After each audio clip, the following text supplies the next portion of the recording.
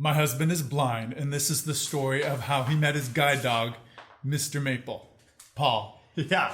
We can hear his little claws on the floor. His cute little face is looking up at me. Oh, he's getting his bone. How did you meet Hold on. Mr. Maple? Mr. Maple is silent. Is completely silent until we start recording. It's like he knows. He wants to be on camera.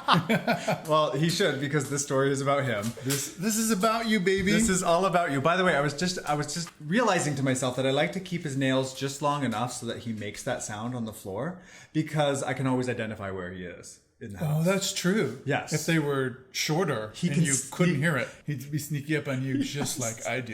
Yes, I cannot. Oh yeah, Mr. Maple. I cannot have two You friends. and me.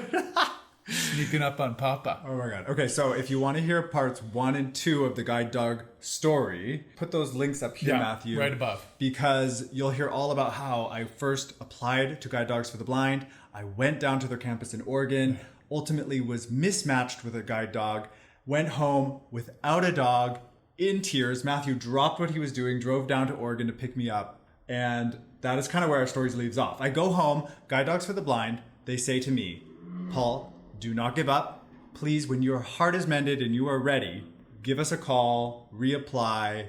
You're welcome back anytime. We want to make this happen. So when I drove down there and I arrived at the campus, you were packed up and ready, like at the door. Like you did not want to spend an extra second there. I loaded you up into the car and your suitcase, and we drove home, and you were just so sad. I remember the hit song, the number one song on the radio that week was that Olivia Rodrigo's song about like driving her car or driver's license. Yes, and that played on the radio. It's a kind of a sad song, It's and a very sad song. we were mostly speechless. We just held hands in the dark, and I just Was it in dark? there. It was totally dark. Oh, that's right. It was I picked you up in the light. It was the dead of winter. I was crying. It was raining. Olivia Rodrigo was singing. Yeah, and what kind of happened after that, in your opinion? From your perspective, I want your perspective, because I think it was difficult for you maybe to fully grasp how much I was grieving over a dog I'd only known for about 10 days. Yeah, it was hard for me to comprehend, because not being there, I didn't realize the bond. Now I realize. Now I'm like, I've been around a guide dog. I've seen what it's like. Yet you bond very quickly. So it was really frustrating and challenging, and I didn't know how to support. I didn't know what to do. But you were in such grief and going through. Can I pause you there, such though? a hard time. I want to just really appreciate that you mentioned that. I think that's so important to talk about, because it wasn't like this beautiful, like come together moment. There was actual, maybe on your part, frustration, because you kept wanting to support me and console me, and I wasn't bouncing back at the level you thought I would. And keep in mind, it was also winter in the Pacific Northwest. It's just a difficult time for It's a depressing time of the year. And it was like post-Christmas winter, not the pre-Christmas, like we still have Christmas lights up. Yeah. No, it was post-Christmas. We're talking January, February into March. And I was really kind of depressed for a little while. Like I would go on these long walks every day by myself, just with my cane, and just be very contemplative. And many times I felt that I'd made the wrong decision. I even called them back. I called Guide Dogs back, talked to them. Against my better judgment. I said, Matthew, I made a mistake. I have to see if I can get the dog back. I called them and said, is there any way I can get her back? Is there any way? I will do anything. Just send her down. I made the biggest mistake of my life. They ended up connecting me with like one of the higher ups within the program with a lot of experience with people just like myself. And she said, do not second guess yourself. You made the right choice. We fully support this. Was that the closure that you needed? Did that help? No. Okay. I did not have closure because I still felt like I'd given up too soon or done something wrong.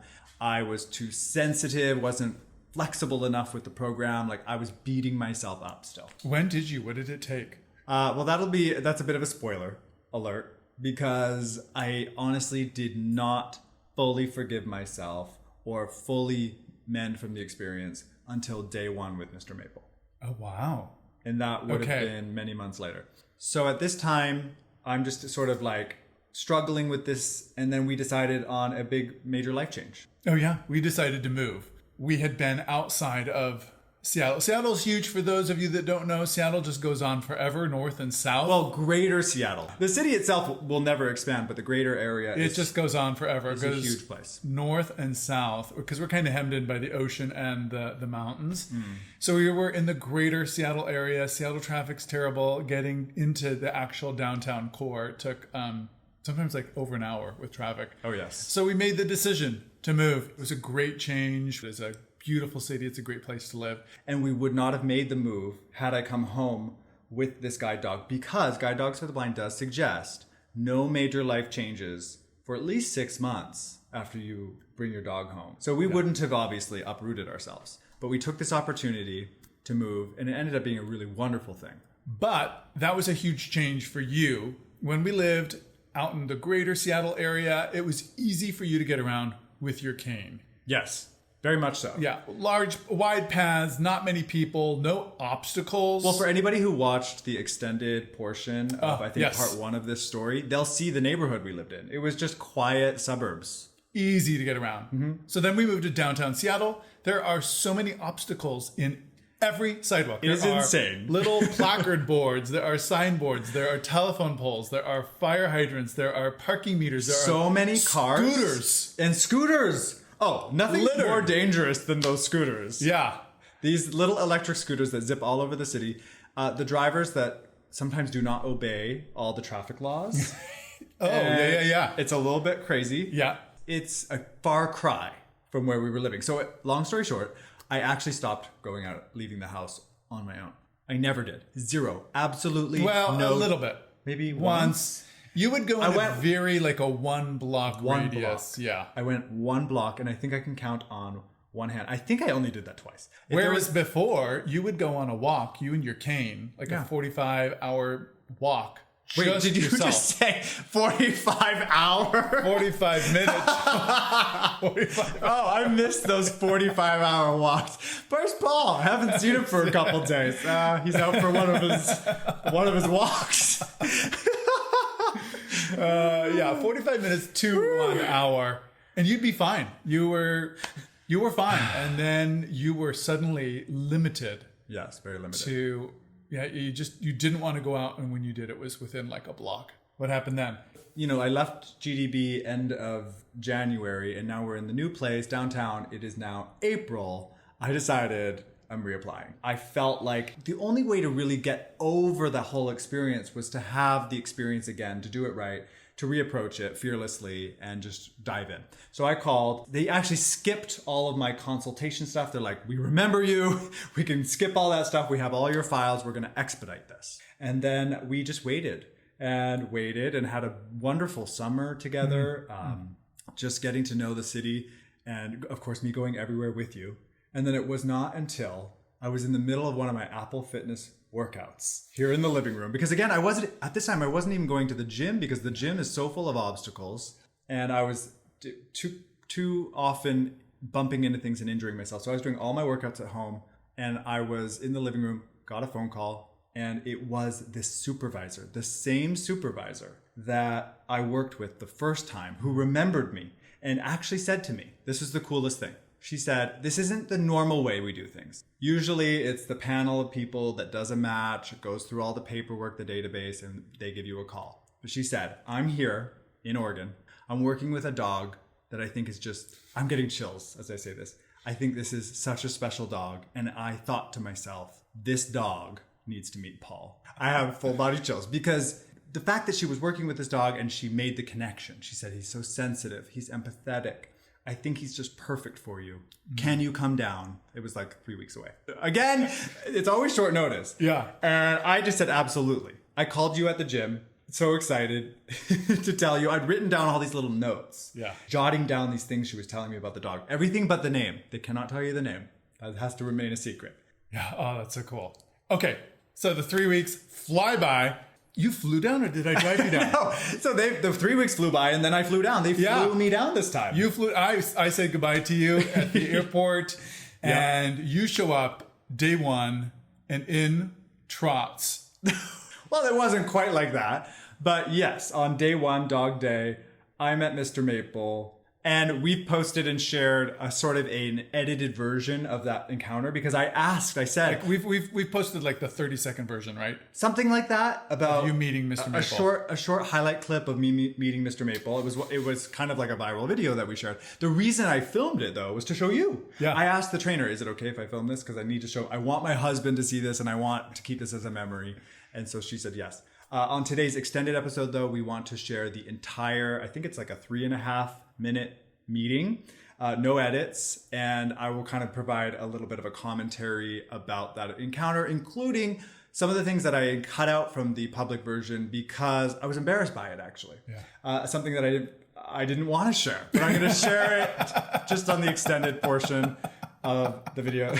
What? I just think about how few people in the world can say, I'm going to share my most embarrassing moments from meeting my guide dog. Yeah. It's a unique video. Yeah. I guess so. I don't know. I feel like all of the things I share are basically embarrassing moments or stories. So that's me in a nutshell. Okay, so we are about to show you Paul meeting Maple for the very first time. So you set your phone up like on a tripod. Yes. In the room. Yes. On the campus. Yes, actually. Because the dog was brought to you. Listen, we planned this so well beforehand that you put in my suitcase a tripod. Yeah. I was like, Matthew, no, I'll balance the phone somewhere. And you said, no, absolutely You're blind. I'm not going to count on that. I'm putting this in a tripod. And actually, before the meeting, I think I had to get you on the phone and you had to help me set it up to like be pointing it at this chair very perfectly. So you actually helped me do that through FaceTime. Okay, that's right. Yes. You got it set up so it would get you in the chair because you sit in this. Matthew's like, I do not trust you to get a good... I will miss everything if I leave this up to you. So I'm going to set it up remotely. Because you're sitting in this lazy boy chair. Yes, this overstuffed leather lazy boy chair. They have you sit there and then they thousands of people have met their guide dogs in. It's the tradition at Guide Dogs for the Blind. That chair has seen a lot of meetings. I thought you were going to say butts. But to be honest, I reached inside and there's like kibble lost inside this chair. There were kibbles in there. So what happens? They tell you, we're going to bring the guide dog by. Get ready. Yep, get ready. We're going to each come to your room one at a time. I could hear, we're down this long hallway, and I could hear the knocks at other people's doors. And I could briefly hear their trainers saying, hello, here's so-and-so. And then the doors would close. And from within the rooms, just like with my supersonic satellite dish ears, I could hear like just the delight from the people receiving their dogs. And I was the last person on the hall. So I'm hearing this. You got to wait for a long time. My heart was pounding so hard because we had all these predictions about what the dog would be, who the dog would be. Yeah. We were guessing the name, like what a futile game that is. Like what kind of name the dog is going to have. I was scouring the GDB website for dogs born around the time that my supervisor told me my dog was born around. So I was looking for litters in the month of May 2019, and there were like 100 litters born that year or something like that. Just spoil the surprise, Paul. I was desperate to find out. I was the kid who opened my Christmas presents before Christmas morning. You were. Yeah, you were. So anyway, that's what happens. I set up the phone. The door opens. They knock on the door, and in comes Mr. Maple. I'll never, ever for the rest of my life forget, with my tunnel vision, locking in on his face. The face of just joy. He does this thing where he kind of holds his little chin up high and kind of squints his eyes. And he came bounding toward me. And next thing I know, I have the dog in my lap. Okay, let's watch the video. Okay, don't forget, if you want to see that video plus sort of my explanation behind it, then please check out the extended episode at patreon.com/Matthew and Paul. And you will also get all of our extended episodes here, plus a whole bunch of other stuff, including extended podcast episodes. Yes. Yeah, 160 podcasts. We hosted a podcast. Lots of bonus bingeable episodes, stuff. Extended episodes. Yes. So you can listen to us talk for weeks. Just take a 45-hour walk and enjoy listening to us the whole time. Or if you're on YouTube, you can tap right here to go directly to Patreon. If you want to see the extended video without leaving YouTube, it's right here. Yeah, they were typically 45-minute walks. And every time I came home, almost without fail, you would say, how long were you gone? I missed you. Yeah. But it was like days. It was like 45 hours. That's what it felt like to me.